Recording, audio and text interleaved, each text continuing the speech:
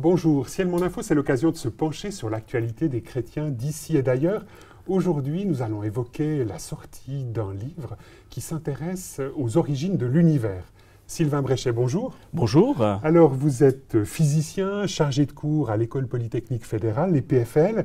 Vous êtes docteur en cosmologie théorique. Vous avez publié un petit livre qui s'intitulait « La lumière fut ». Alors, dites-nous en deux mots, la cosmologie théorique, qu'est-ce que c'est ? Alors, ça peut sembler être un terme un peu barbare. C'est pas toujours très simple à comprendre. Voilà, mais l'étymologie de ce mot est en fait assez simple. Il est constitué des mots cosmos et logos. Donc le mot cosmos, c'est bien entendu l'univers. Et le logos signifie la pensée ordonnatrice, c'est-à-dire la raison qui se cache derrière cet univers. Donc il y a déjà, d'une certaine manière, une compréhension, j'ai envie de dire, quasiment apologétique de ce nom de cosmologie, c'est qu'il y a un créateur qui a créé un univers et qu'on s'intéresse à comprendre le fonctionnement de cet univers. La cosmologie est donc la partie de la physique qui étudie l'univers, qui étudie sa structure, qui étudie son comportement, sa dynamique, et qui étudie aussi sa composition. Alors, j'entends, on est tous, en tout cas pour beaucoup, des béotiens, donc des gens peu informés sur cette recherche que vous menez, sur cette recherche que de nombreux autres chercheurs aujourd'hui mènent à gauche, à droite sur la planète. En deux mots, expliquez-nous comment est-ce que vous-même, en tant que physicien, en tant que spécialiste de ce domaine, vous vous représentez l'origine de l'univers ? Alors lorsqu'on parle d'origine de l'univers, il y a souvent deux mots qui viennent tout de suite à l'esprit, c'est les mots de Big Bang, hein, le gros pétard cosmique. Alors ce mot est en fait un mot qui a été introduit par Fred Hoyle. À l'époque, Fred Hoyle s'opposait à l'idée d'une création de cet univers et de manière dérogative a en fait parlé de Big Bang pour se moquer de ce modèle. On peut juste dire deux mots d'où vient ce modèle qu'il a mis en place ? Oui, tout à fait. Parce que sauf erreur, c'est quelqu'un qui a un engagement de foi ?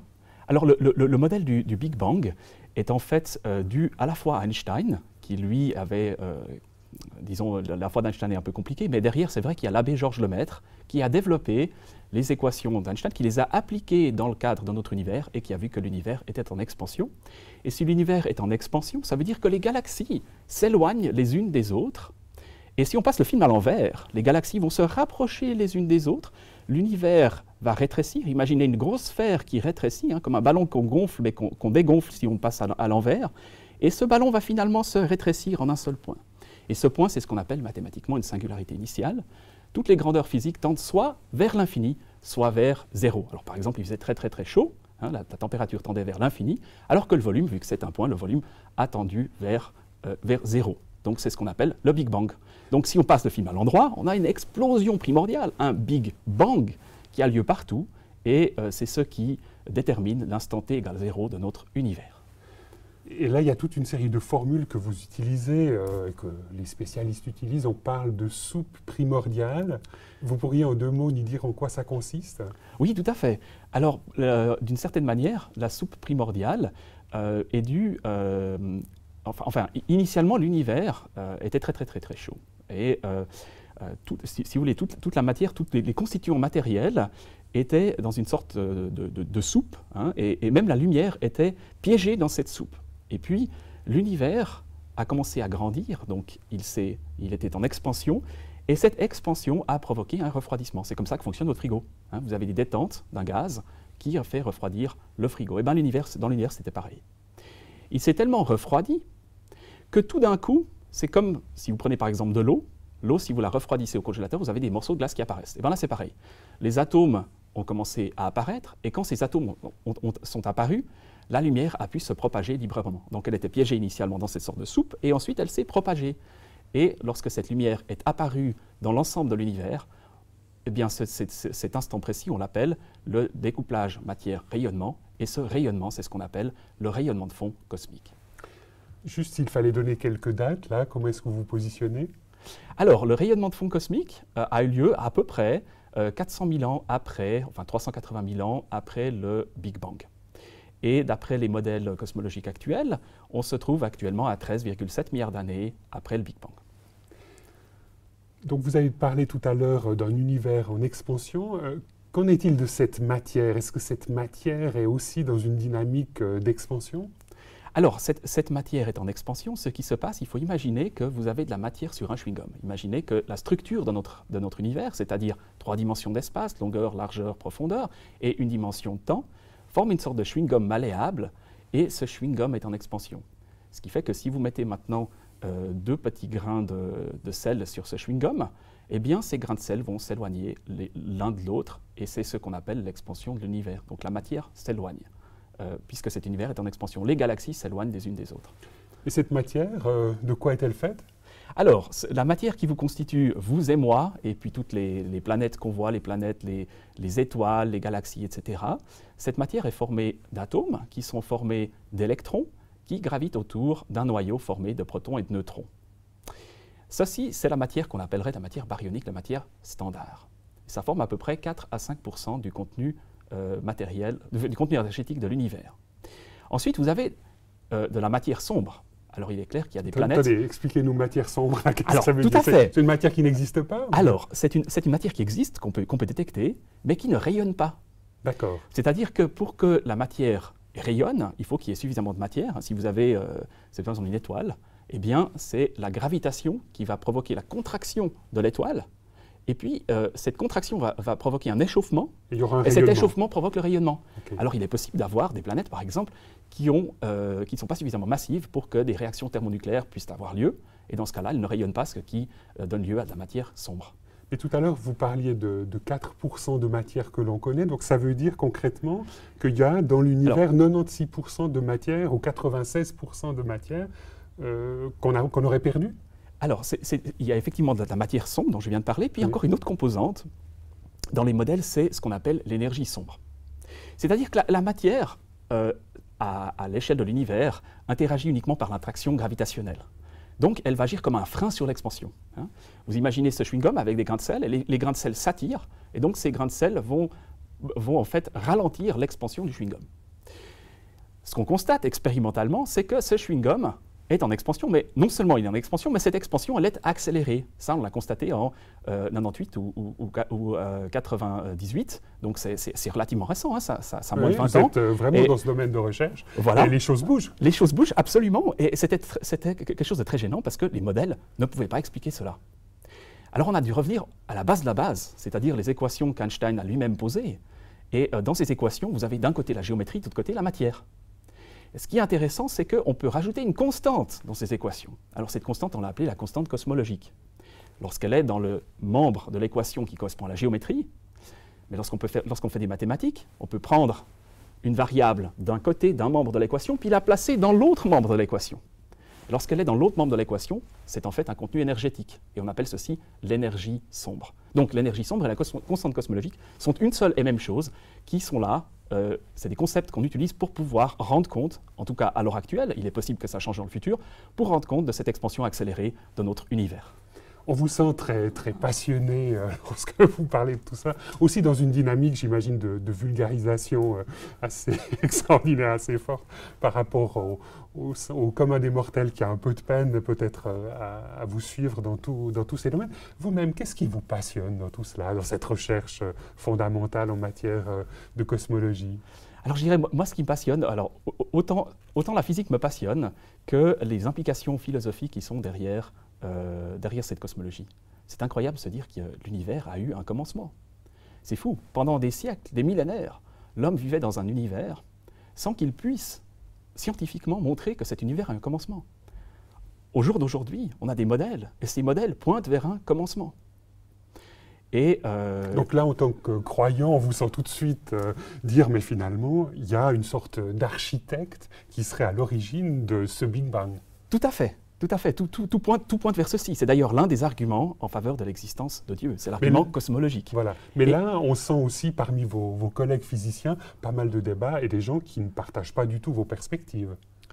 Tout à fait. Il y a toujours des gens qui essayent d'éviter le commencement, mais c'est de plus en plus difficile. Il y a toutes sortes de modèles. Alors, ce que les gens vont dire, c'est que si vous remontez dans le temps, quand vous approchez du Big Bang, cette singularité même est une déficience mathématique. Alors il est possible qu'à cette échelle, le modèle doive être raffiné d'une certaine manière. On doit le réétudier, l'améliorer, et peut-être qu'un jour, on aura une théorie qui ira au-delà de la relativité générale et qui expliquera encore mieux les origines. Mais ceci est une spéculation, bien sûr, mais d'après l'histoire de la physique, ce que l'histoire de la physique nous a appris, c'est que lorsqu'une nouvelle théorie vient sur le marché, pour ainsi dire, elle ne remet pas complètement en cause les conclusions de la théorie précédente, mais elle l'englobe dans un cadre plus général. Donc, j'ai toute raison de penser que même si un jour on a une théorie plus générale que la relativité générale, cette théorie ne va très vraisemblablement pas remettre en cause l'origine de l'univers. Ce qui est intéressant dans vos recherches, c'est que vous opérez une petite distinction entre ce qui est de l'ordre de l'information sémantique et l'information syntactique. Vous pourriez en 2 mots nous dire très rapidement de quoi il s'agit? Oui, je crois que c'est un concept absolument clé lorsqu'on regarde la nature. C'est qu'on a d'un côté une information, quelque chose qu'on peut quantifier. Si par exemple, je prends, disons, le mot information, eh bien, je vais devoir prendre un certain nombre de lettres et les arranger d'une certaine manière. Alors imaginez maintenant qu'on joue au Scrabble. Je vais juste faire une entorse aux règles parce qu'en général, on a 7 lettres, alors supposons qu'on en a 10 pour créer le mot information. Si maintenant vous prenez ces 10 lettres du Scrabble et puis que vous les réarrangez différemment, vous les brassez complètement et puis vous les réarrangez, ou vous laissez, disons, votre chat jouer avec ses pattes et les réarranger de manière complètement aléatoire, eh bien au final, cela ne voudra rien dire. Il n'y aura plus d'information sémantique, d'information qui a une signification, j'ai envie de dire, dans la vie de tous les jours, une signification qu'on peut comprendre en français, qu'on peut comprendre aussi en allemand et en anglais parce qu'il se trouve que c'est le même mot. Et donc ça, c'est très intéressant. On a le même contenu, si vous voulez, on a le même contenu quantitatif d'information au sens de l'information qu'on retrouve en physique et en mathématiques. On parle d'information de Shannon. Par contre, la signification est complètement différente. Voilà. Alors, ce qui se passe au niveau des lettres de l'information, c'est quelque chose qu'on retrouve dans la structure même de l'ADN. Je m'explique. L'ADN, c'est un langage formé de 4 bases, ACGT, et ces 4 bases peuvent être arrangées de manière aléatoire, mais si elles sont arrangées de manière aléatoire, elles ne signifient rien. Mais si maintenant vous prenez les mêmes bases et que vous les réarrangez de la bonne manière, eh bien vous avez un code qui est capable de coder pour des protéines et donc qui peut donner lieu à, si vous voulez, à l'émergence d'un individu. Et pour vous, dans votre réflexion philosophique ou théologique, il y a là l'indice qu'il y a une intention derrière. Parce que finalement, c'est tellement extraordinaire le fait que qu'on trouve un ADN comme cela, que en fait, ça témoigne de ce grand architecte dont vous parlez. Tout à fait. L'information sémantique, je pense qu'elle transcende le substrat matériel. Donc, vous pouvez, par exemple, écrire un texte, ou vous pourriez faire du morse avec des ronds de fumée dans la nature avec un feu de camp. Ou bien alors, vous pouvez faire des signes de la main pour expliquer exactement la même chose. Donc vous avez, une fois utilisé de l'encre que vous avez disposée sur du papier, ou alors vous tapez à l'ordinateur, vous tapez les lettres et puis vous créez un texte. Et puis une autre fois, vous avez pris simplement de la fumée, et puis avec la fumée, vous avez aussi créé un code. Parce qu'il y a une intention, il y a une convention, et la personne qui décode le message connaît la structure du code. Et cette structure même du code qui transcende la matière, c'est justement cette information sémantique. Et là, finalement, vous parlez d'un initiateur de cette information sémantique et on retrouve votre conviction qu'il y a un créateur, qu'il y a Dieu derrière tout cela. Tout à fait. Je pense que c'est quelque chose qui est très clair en biologie. On a vraiment des marques d'ingénierie, de conception, de but, de finalité. On parlerait en jargon téléologique. Absolument, c'est de la téléologie. Il y a énormément de théologie dans le domaine de la biologie. Et je trouve ça très, très fascinant parce que, contrairement à la chimie, où vous avez simplement les lois de la physique qui agissent, au niveau de la biologie, vous avez un arrangement très, très particulier de ces molécules chimiques qui ont été arrangées en vue de créer une certaine fonction. Donc, elles ont un certain but.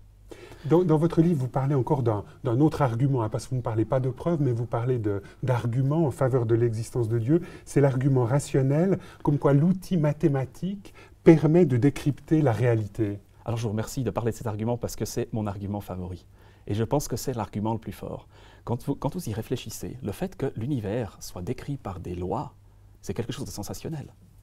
Ce n'est pas du tout le fruit du hasard. Il y a des lois.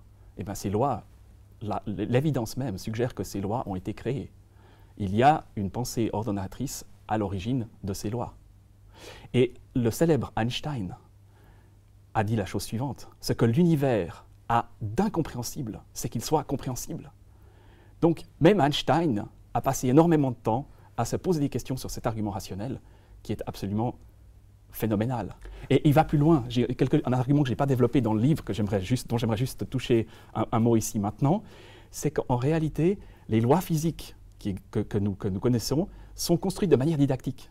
C'est-à-dire que les lois les plus compliquées se déduisent des lois les plus élémentaires et les plus fondamentales.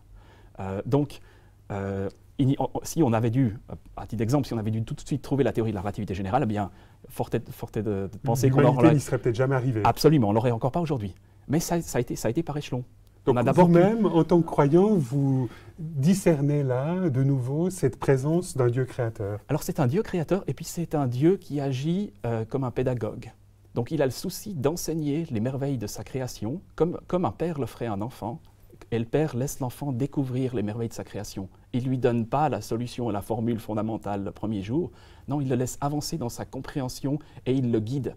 Donc derrière cette structure, je vois un Dieu qui veut transmettre une certaine forme de connaissance, un Dieu qui est didactique et un Dieu qui, d'une certaine manière, même dans sa présentation de cette nature créée, est un Dieu d'amour. C'est un plan d'amour qu'il a de nous exposer sa création de manière incrémentale. Donc là, de manière un peu concrète, on vous découvre en tant que chrétien. Absolument. Je crois que c'est quelque chose que j'ai souvent réalisé en discutant avec, j'ai envie de dire, toutes sortes de chercheurs, c'est que les scientifiques sont en général beaucoup plus ouverts au message de la foi que les gens qui sont plutôt dans le domaine des humanités. Le scientifique est confronté à la nature. Il est confronté au chef-d'œuvre du Créateur. Et le chef-d'œuvre du Créateur ne laisse personne indifférent. Sylvain Bréchet, merci beaucoup de nous avoir rejoints sur ce plateau de Ciel Mon Info. Je rappelle que vous êtes physicien, que vous êtes chargé de cours dans le cadre de l'EPFL, que vous avez aussi cette année obtenu un prix de l'enseignement dans le cadre de l'EPFL et que vous avez publié un livre qui s'intitule « Et la lumière fut » entre science et foi et qui est paru aux éditions Urania. Madame, Monsieur, nous espérons que cette émission vous aura intéressé. Au revoir et à bientôt.